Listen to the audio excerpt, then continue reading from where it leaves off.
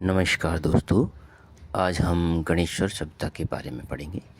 तो चलिए इसके बारे में थोड़ी सी जानकारी ले लेते हैं।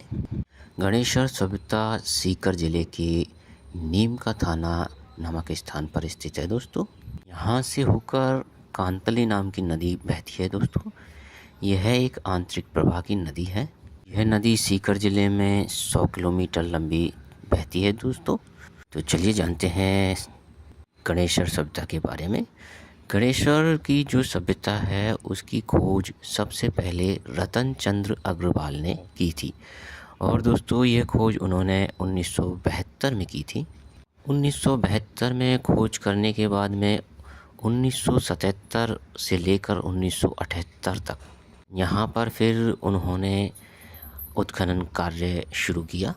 यह उत्खनन कार्य 1977 से लेकर 1978 तक चला।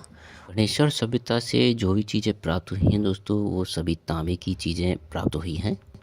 सभी वस्तुओं के तांबे से निर्मित होने के कारण दोस्तों इस सभ्यता को ताम्रकालीन सभ्यता कहा गया है और इस सभ्यता को ही ताम्रकालीन सभ्यता की जननी भी कहा गया है दोस्तों।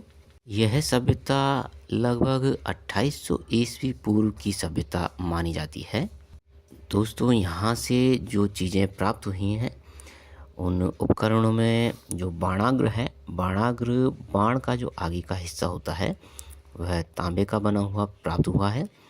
यहाँ पर जो चूड़ियाँ प्राप्त हुई हैं वे भी तांबे की हैं।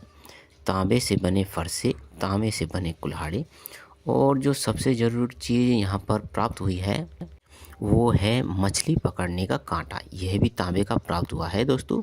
यहाँ पर कांतली नदी बहती है तो कांतली नदी में उस समय बहुत पानी था तो यहाँ के लोग मछली पकड़ने का कार्य भी यहाँ करते थे।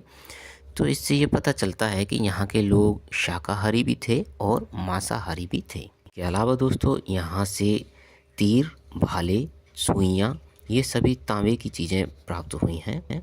एक और ख़ास बात जो ये है कि दोस्तों यहाँ पर ईंटों से निर्मित मकान नहीं मिले हैं। इन लोगों को ईंटों के बारे में कोई जानकारी नहीं थी।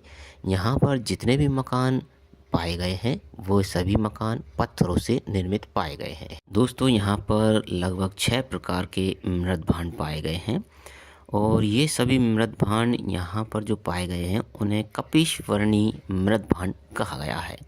यानी कि ये जो मृत भांड है यानी मिट्टी से बने हुए जो बर्तन हैं ये थोड़े काले और नीले वर्ण के पाए गए हैं दोस्तों।